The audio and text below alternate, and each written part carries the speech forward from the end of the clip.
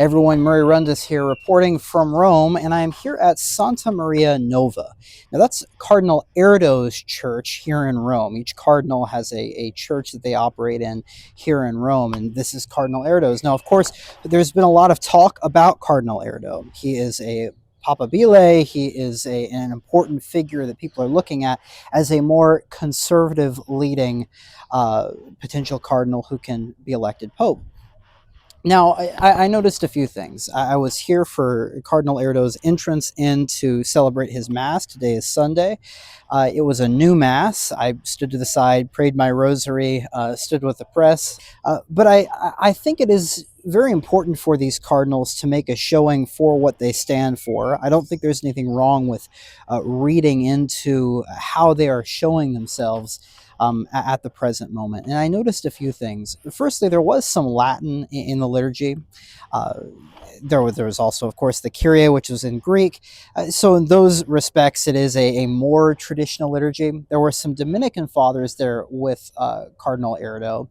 But I noticed a few things that I must say I was a bit disappointed. The vestments themselves are not traditional. Now, that doesn't automatically say this person is a liberal or a modernist, but it was definitely a bad sign. It was very Francis-esque vestments. And so for all this talk that we've seen recently about, oh, there's been a return to traditional vestments, there's been a return to traditional liturgy, now that Francis is gone, Pope Francis, I didn't see it here with one of the leading conservative cardinals.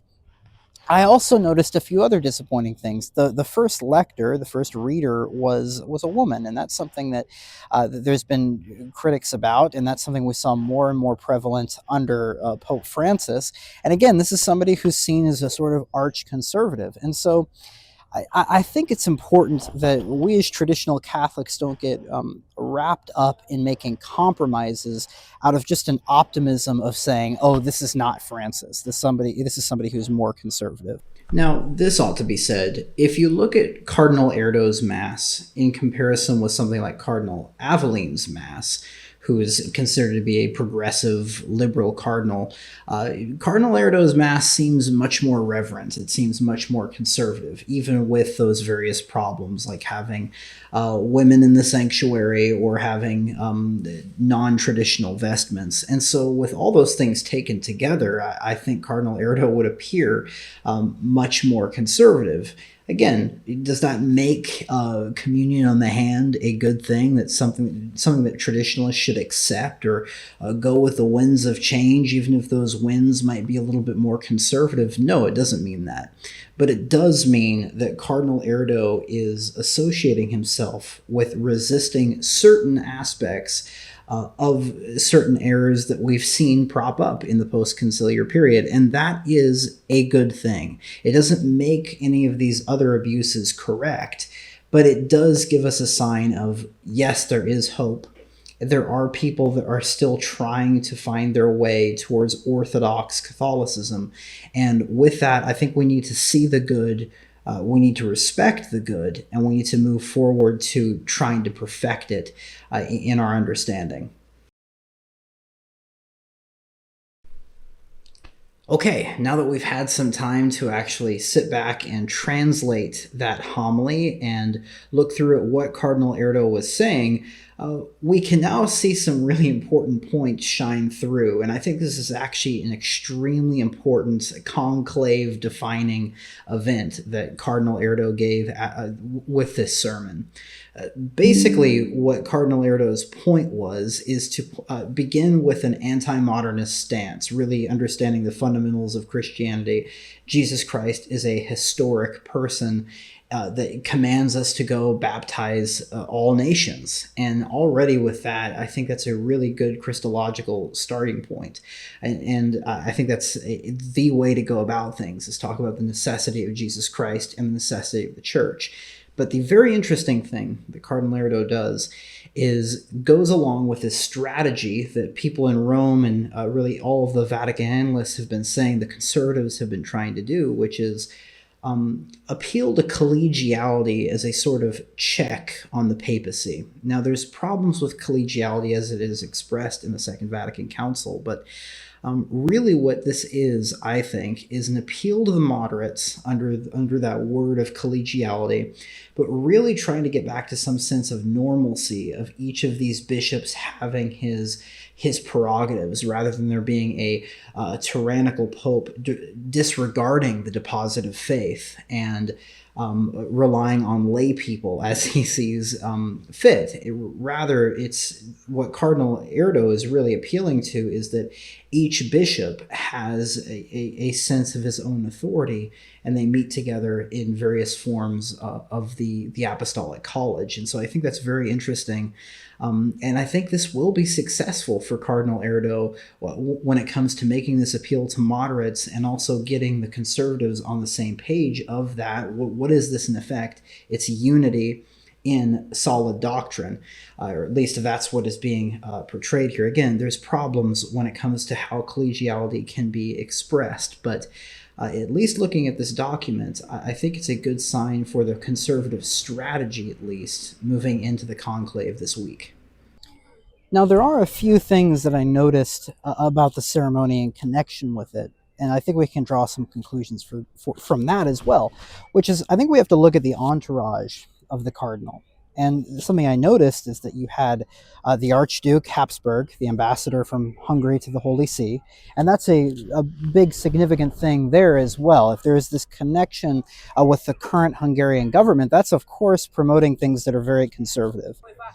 Now, speaking of Ambassador Habsburg, or Archduke Habsburg, he posted something very interesting on his Twitter this morning, which was denying completely that there's been any kind of deal making between Cardinal Parolin and Cardinal Erdő.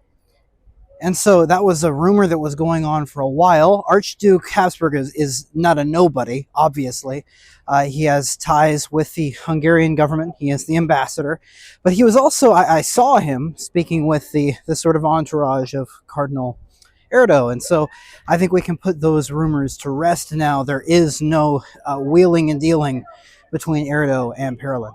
And it could be that the cardinal is simply having to play the liturgical game. He doesn't want to come out and seem like this major arch-conservative who's wearing fiddleback vestments and saying the traditional Latin Mass, but perhaps he'll get in office and gradually become more liturgically conservative, already being, especially since he has that connection with the Hungarian government, pretty solid conservatively on moral issues.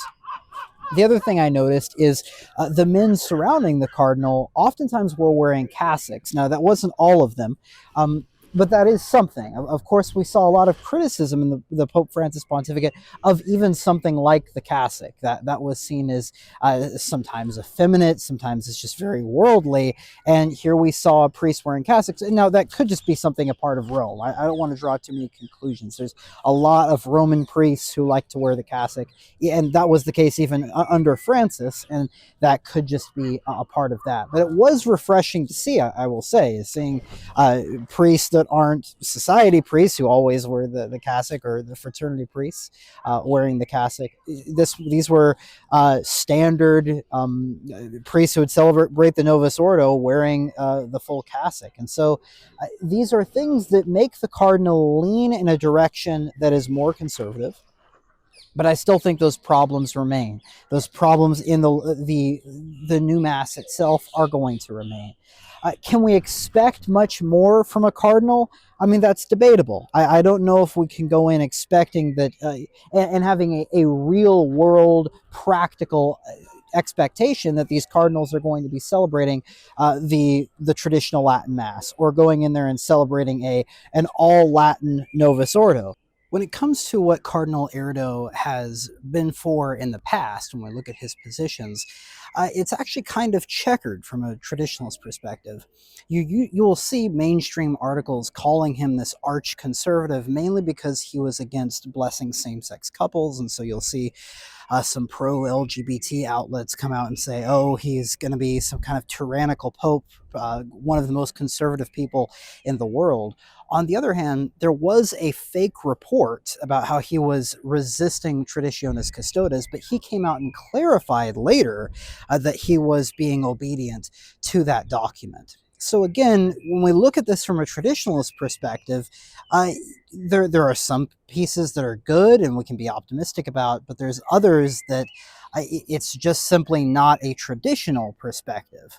Something that I think is that a less institutional, more wild card cardinal might actually be better for the traditional mass and the traditional movement as a whole. And I say that because it's going to take somebody who's not stuck in his ways to make radical supernatural decisions for the church, actually bringing back the traditional Latin mass, not being afraid of what his faction is going to say. And what worries me about Erdő is that he is sort of stuck in a faction. He already has very close associations with people like the Hungarian government, which is not, that's not an all bad government. Don't misunderstand me. But being in that environment means he has connections. It means that he has obligations of sorts.